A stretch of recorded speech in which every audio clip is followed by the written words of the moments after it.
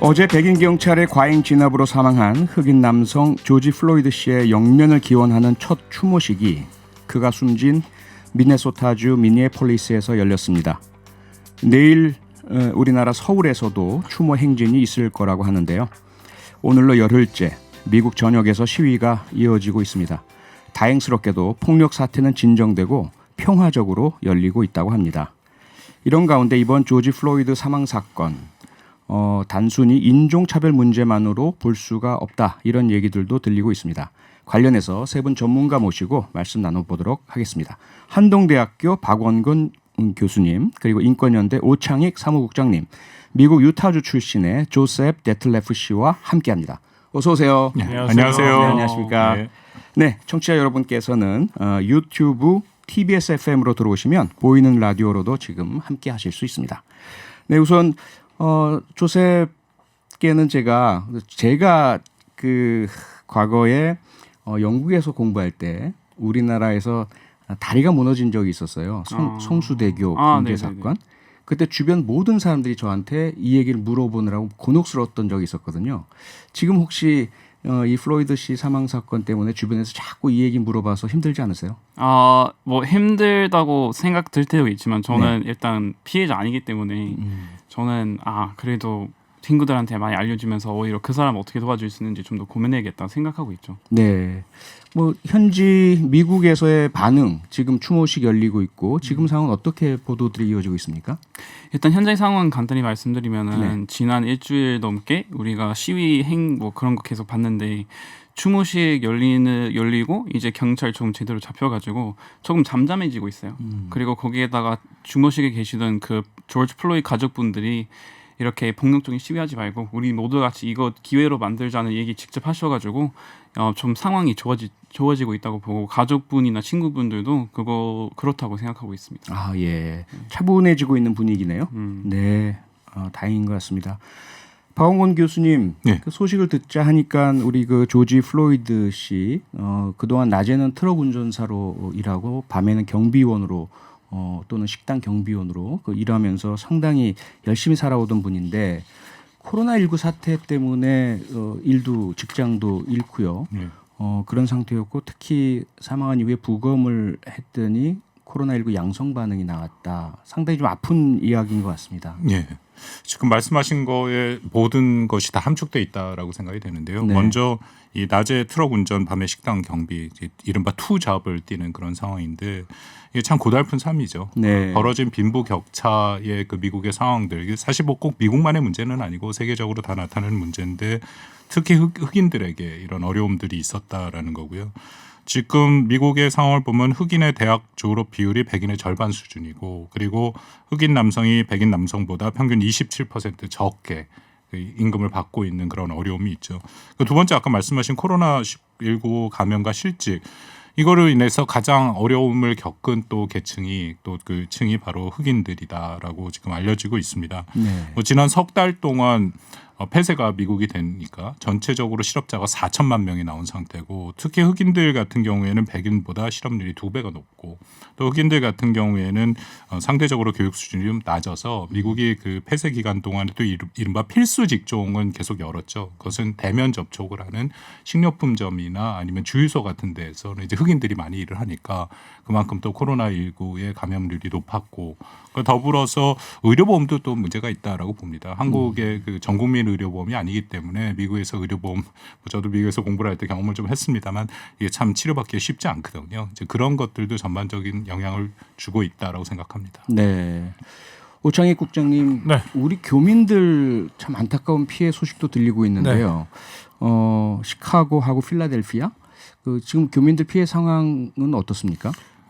제가 뭐 일반적인 거 말고는 잘 모르죠. 알 수 없고 보도를 통해서 알고 있는데, 근데 우리가 재미교포들의 상태, 특히 뭐 그 상점하시는 분들이 약탈이라든지 이런 것에 대해서 걱정하는 것, 뭐 관심 갖는 건 너무나 당연하고 중요한 일이라고 보는데, 언론이 너무 그 지금 미국의 사태를 특히 한국 교포의 관점으로만 보도하는 건 좀 아쉽다는 생각이 들었어요. 무슨 얘기냐면 우리 한국 사람들의 시선, 시야를 좀 제한하는 것 같아요. 그래서 언론 보도 중에 이게 굉장히 아주 심각한 인종주의 문제인데 이렇게 되면 뭐 미국에 수출하는 게 좀 덜 될 것 같다든지 이런 보도들이 앞서가는데 네. 중요한 인권 문제를 가지고 다만 경제적 논리로 접근하는 게 아닌가 싶어서 좀 아쉬웠고요. 인종주의 문제가 핵심이라고 생각합니다. 네.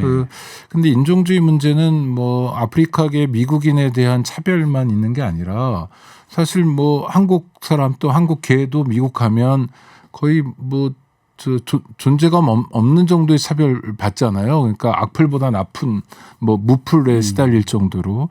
그래서 저는 이번 사태가 미국 내 팽배한 또 세계적으로도 있습니다. 특히 미국의 심각한 인종주의 문제. 사람을 이 사람들은 딱 세 가지로 구별한다는 거 아니에요. 멜라닌색 써가지고 흑, 뭐 백, 황 이렇게. 이거 정말 존재할 수 없는 그러니까 인종구별이라는 거는 과학적으로도 그렇고 말도 안 되는 미신인데 예전에 그 노예 노동에 악용했던 것밖에 없는데 그렇죠. 이게 지금까지도 계속되고 있고 또 우리도 사실 한국이 유감스럽게도 앵글로색슨 미국인들의 영향을 너무 많이 받아가지고 우리 안에도 아프리카계 미국인이나 어떤 아프리카인들에 대한 차별이 굉장히 많은데 전 이번 사태를 그런 걸 좀 반성하고 성찰하는 우리 안의 인종주의도 들여다볼 수 있는 그런 계기로 삼았으면 좋겠어요. 네. 지금 국장님 말씀처럼 사실 일반 언론과는 다르게 우리 K-팝 스타들의 팬클럽들은 현재 블랙 라이브스 매터 운동에 적극 아미도 참여하면서 그렇고, 네. 굉장히 멋있죠. 그렇죠. 세계인이 된 것 같아요, 우리 젊은이들이. 굉장히 고맙고, 네. 인식이 되게 좋은 것 같고요. 그렇죠. 네, 사태의 본질을 보는 것 같고, 또 민주주의, 인권의 문제에 대해서 정말 가감 없이 이야기하고. 그렇게 긴 시간 동안 숨도 못 쉬면서 죽어가는 고인에 대한 연대감이랄까 연대하려는 마음 이런 것도 있고 그래서 얼굴도 한 번도 못 봤지만 공권력에 의해서 그렇게 죽어가는 사람들의 희생이 얼마나 안타까운 건지에 대해서 공감하는 마음을 대한민국 젊은이들이 갖고 있다는 건 저는 굉장히 바람직하다고 생각합니다. 그렇죠. 고마운 일이고. 네. 뭐 국정 문제가 아니잖아요. 네. 인간의 문제고 인간에게 발생한 불행한 일이고요. 박원권 교수님, 네. 미국에서의 사태가 초반에 갑자기 격화된 데는 일부에서 이야기하기가 트럼프 대통령의 지나친 강경 대응이 한몫을 했다. 특히 연방군 도입 발언이라든지 교수님 어떻게 보십니까? 그렇습니다. 뭐 당연히 그렇고요. 저는 한 5가지 원인으로 보고 있는데 방금 우리 얘기하는 뿌리 깊은 인종차별 가장 심각한 문제죠. 그거 외에도 이제 미국 사법 체계 자체의 문제점, 경찰의 과잉 행동, 공권력 남용이고요. 그리고 코로나19 아까 잠깐 말씀드린 그런 좌절감. 근데 5번째가 바로 트럼프 대통령이랑 직접 관련이 있는 화해와 용서, 타협을 주창하는 국가 지도자의 모습이 안 보였죠. 근데 뭐 그 정도가 아니라 뭐 우리가 너무 잘 알다시피 트럼프 대통령은 통합보다는 분열의 메시지를 계속 보내고 있었다. 그의 발언을 보면 사회 부조리, 부당함, 탄압, 연대 그런 단어는 전혀 안 들어 있고요. 오히려 이제 배후, 테러리스트, 급진 좌파, 무정부주의자. 그리고 트럼프 대통령의 발언을 쭉 보면은 이게 안티파라고 해서 안티파시스트죠. 네. 극자들의 소행이다. 첫째. 두 번째는 주 정부의 특히 민주당의 주 정부 주지사와 시장들이 제대로 대응을 못하고 있다. 그 세 번째는 가짜 뉴스다. 매우 안타까운 게요. 트럼프 대통령이 초반에 나서서 이 과도한 공권력에 대해서 일단 사과를 하고 그리고 나서 관련자를 엄중 처벌하겠다 얘기하면서 재발 방지 대책을 냈으면 이게 사건이 이 정도로 시위가 그렇게 격화됐을까? 지금 엊그저께 조금 이제 괜찮아지는 게 그 4명이 다 기소가 됐지 않습니까? 그렇죠. 그러고 네. 나서부터 조금 잦아드는 모습들이 있거든요. 근데 뭐 우리가 트럼프 대통령한테 얼마만큼 기대를 할 수 있을까 하는 생각은 늘 있습니다. 말씀하신 것 중에 안티파가 조사해 봤더니 사실은 극우 조직에서 썼던 그런 SNS 아이디이고 글들이었다 이런 것들이 좀 나오고 있죠. 예, 미국의 의회 보고서에도 그 안티파의 존재에 대해서 네. 나름대로 분석한 게 있는데요. 실체가 사실 없습니다. 한 200명 정도 될까 말까 하는 뭐 제대로 된 조직이라고 볼 수는 없는 그런 상황이죠. 네. 조셉은 어때요? 미국인으로서 보기에 지금 보도에 의하면 29개 주에 지금 주 방위군이 배치된 상태고 그 전체 그 병력을 보니까 이라크, 시리아, 아프가니스탄에 파병했던 미군 전체 병력에 맞먹을 정도라고 하는데 자유의 나라 미국 그렇죠. 세계에서 가장 자유롭고 민주주의가 활발한 나라에서 이 현상을 보는 미국인의 심정 어떻습니까? 저는 이런 걸 볼 때 일단 처음 드는 생각이 한국에 있어 다행이다라고 생각하고요. 예. 그리고 거기에다가 뭔가 이거 해결하려고 할 때 당연히 뭐 폭력적인 시위 아니면은 그런 문제 좀 해결해야 되는데 그렇게 똑같이 폭력으로 이겨내보려고 하는 거는 저는 미국식 방금 말씀하셨던 것처럼 민주주의의 제대로 된 형태 그런 네. 상징 아닌가 조셉 싶습니다. 씨 답변을 조금 더 자세하게 2부에서 계속해서 들어도 될까요? 네, 고맙습니다. 저희는 지금 잠시 전하는 말씀을 듣고 세 분과 함께 7시에 돌아오겠습니다. 네, 조셉 계속 해주시죠. 네. 일단 미국 상황을 봐가지고 그 군인 투입되는 거는 그리고 역사상 처음이에요. 거의 이렇게 실제로 중앙 정부에서 군인 투입하는 거는 실제로 이뤄지면은 어떤 미국에 진짜 큰 일이 있지 않을까 싶어요. 저는 그래서 좀 무서워하고 있고 네, 걱정 좀 되고 있습니다. 네, 그 마치 영화에서 보는 것 같아요. 무슨 우주인이 침공하는데 막 그 영화 많이 있잖아요. 워싱턴 D.C.나 뉴욕 중심가에 군인들이 막 배치되는 모습은. 네, 그 군 투입은 사실은 쉽지는 않습니다. 미국이 연방제이기 때문에 주정부가 일단 치안을 담당하잖아요. 그렇죠. 주 방위군을 주지사가 일단 그 동원할 수 있는 권한이 있고요. 아까 우리 뭐 내란법이라는 게 있습니다. 거기에 네. 따라서 그게 선포가 되면은 연방군을 그 대통령이 결정할 수 있는데 그것도 주지사가 사실은 같이 협력을 해야 되는 거죠. 그렇죠. 지금 트럼프 대통령이 얘기하는 게 좀 무리가 있는 거죠. 지금 내란법 말씀하셨는데 우리 언론에서는 폭동 대응법 이렇게 지금 보도를 하고 있고요. 그 마지막 그 내란법에 의한 군 투입 결정이 내려진 것이 LA 폭동 때였죠. 오창익 국장님 아까 잠깐 말씀 주셨는데 그 LA 폭동 당시에 로드니 킹 그 여파로 일어났던 아주 정말 전쟁 상황 같은 일이 벌어졌었잖아요. 그렇죠. 아니 근데 예. 로드니 킹이라는 아프리카계 미국인이 과속으로 잡혔는데 91년 3월이었어요. 근데 4명의 경찰관이 이제 그냥 두들겨 팬 거고 뭐 아주 심각한 상태를 만들어 놨죠. 근데 그게 동영상에 찍힌 겁니다. 보도가 됐는데 이 경찰관들이 기소되긴 했으나 재판소로 옮겨 다닌 거죠. 그래서 그 앵글로색슨이 많이 사는 뭐 거의 절대 다수 배심원이 백인으로 구성된 곳에서 재판을 받았고 무죄가 돼요. 그건 언제냐면 1년이 훨씬 지난 다음인 92년 4월이었습니다. 그게 아마 미국 시간은 오후였던 것 같은데 판결이 나자마자 사람들이 길거리에 쏟아져 나오면서 이제 뭐 약탈이 진행된 거고요. 네. 그건 누가 뭐래도 폭동 상태였죠. 네. 그래서 50여 명 넘게 죽었고 뭐 부상도 굉장히 많고 5월 초까지 진행됐습니다. 그런데 로드니 킹 사건은 천만다행으로 사람이 죽지는 않았어요. 네. 근데 이번엔 죽었거든요. 그리고 그 장면을 다 봤잖아요. 우리 한국 사람들도 봤으면 미국 시민들도 다 봐서 훨씬 폭발성이나 위험성 강한 사건인 것 같아요. 그러니까 92년 이후 30년 가까운 시간이 지났는데도 미국이 굉장히 후진적인 면을 고스란히 갖고 있다. 인종차별이 너무 심각하다. 물론 막 애써 이해한다면 인종적 편견이 있는 데다가 미국은 총기 소지가 자유로우니까 경찰관들 입장에서는 굉장히 두려울 수도 있겠죠. 뭐 저 사람이 총을 갖고 있으면 내 생명이 위협받고 또 죽을 수도 있다라는 걱정은 하겠지만 이번 사건은 그런 것도 아니잖아요. 뒤로 수갑을 채운 상태에서 눕혀놓고 완전 제압이 됐는데도 한 명을 4명이서 그 목을 눌러가지고 사실상 살해한 사건이기 때문에 이건 좀 아주 더 심각하게 미국 사람들이 받아들이는 것 같아요. 네. 조셉은 그 LA 폭동 로드니 킹 사건 때 아직 안 태어났었죠. 네네네. 네. 하지만 미국에서 상당히 중요한 사건이고 하니까 많이 들었을 테고요. 그런데 그 로드니 킹의 전 부인이 이번 사건을 지켜보면서 미국 경찰의 그런 인종차별 폭력은 그 당시보다 더 심해진 것 같다. 이런 이제 표현을 한 것으로 보도가 되고 있어요. 조셉이 볼 때는 어떻습니까? 저도 그 점에 대해서 동의하는데 그거는 그때 처음으로 터진 거잖아요. 그때 네. 로드니 킹 그렇게 크게 터진 거 처음이었는데 우리가 지켜보면서 지난 몇 년 동안 뭐 데니얼 쉐이버, 뭐 트레이번 마틴 이런 사건이 계속 빈번하게 나타나고 있습니다. 그리고 이번 일이 있을 때마다 이번처럼 이 정도의 규모는 아니었지만 그래도 크게 시위를 하다가 그냥 그거 참담해지면서 그 사람들이 대부분 경우에는 무죄로 넘어가고 이렇게 막 해결이 계속 안 되고 오히려 심각해지는 것 같은 상황이 되기 때문에 저는 그 점에 대해서 되게 크게 동의하고 있습니다. 네. 그러니까 지켜보시면서 뭐 퍼거슨 시에서도 그런 일이 있었고요.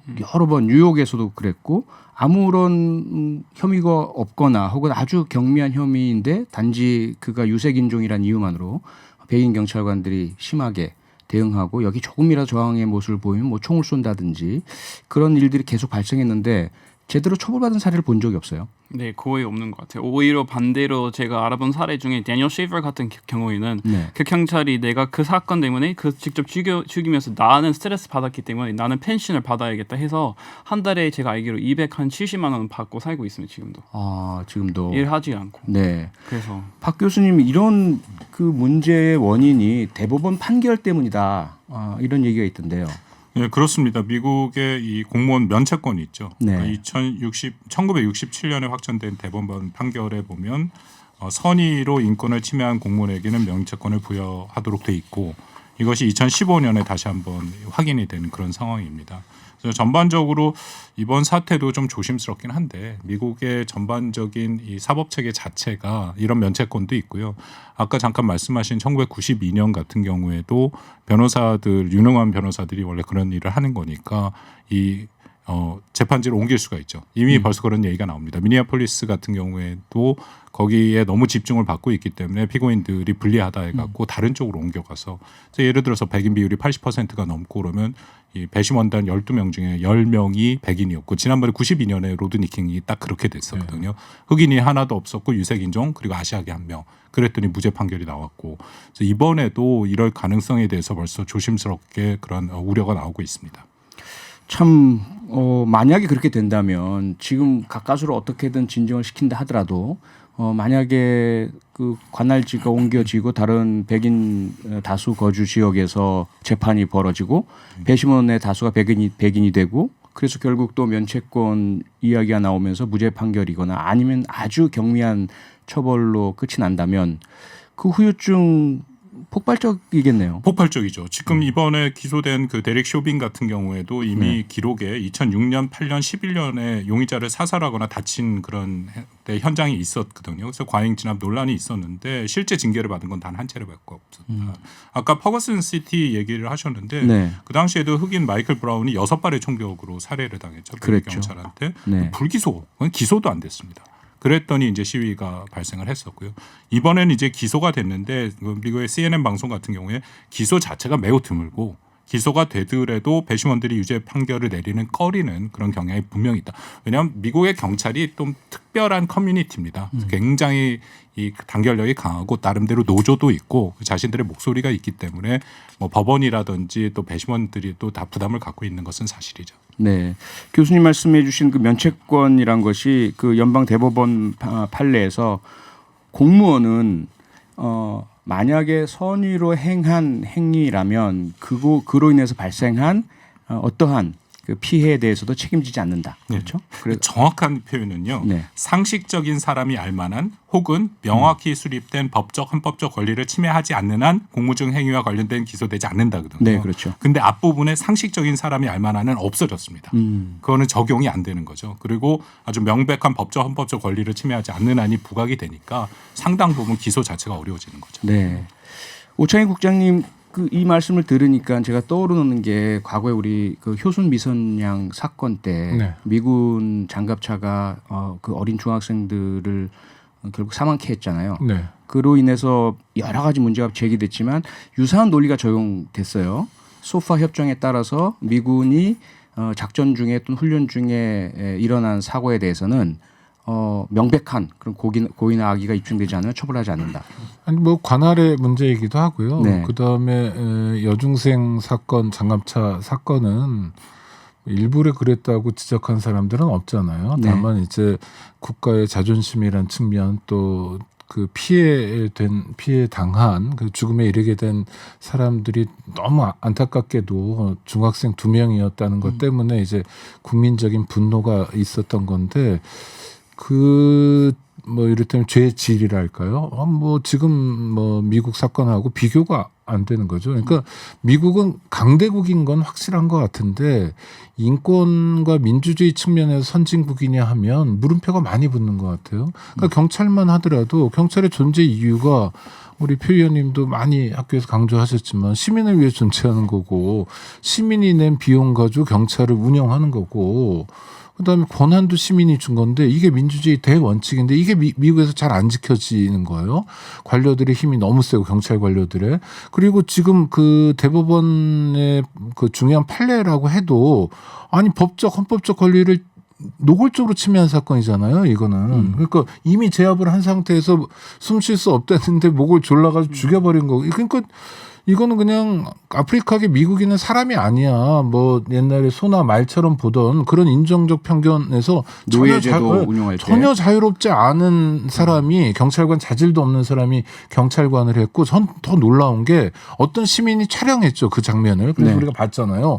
남들이 사진을 동영상을 찍고 있는데도 이 사람이 구람이 없는 거예요. 개의치 않는 모습이. 와, 이게 아니 한국 경찰은 만약 이근한이 돌아온다 하더라도 누가 사진 찍고 있으면 못 그럴 거 아닙니까? 그렇죠? 한국은 아니 안 찍어도 못 그럴 텐데 동영상 촬영을 하고 있는 도중에도 그랬다는 게 미국의 수준을 드러내는 것 같고 미국이 민주주의 문제에 대해서 미국 시민들이 다시 답을 찾지 않으면 네. 정말 이런 인종주의 이런 예. 악순환에서 벗어나지 못할 것 같다. 네. 걱정이 됩니다.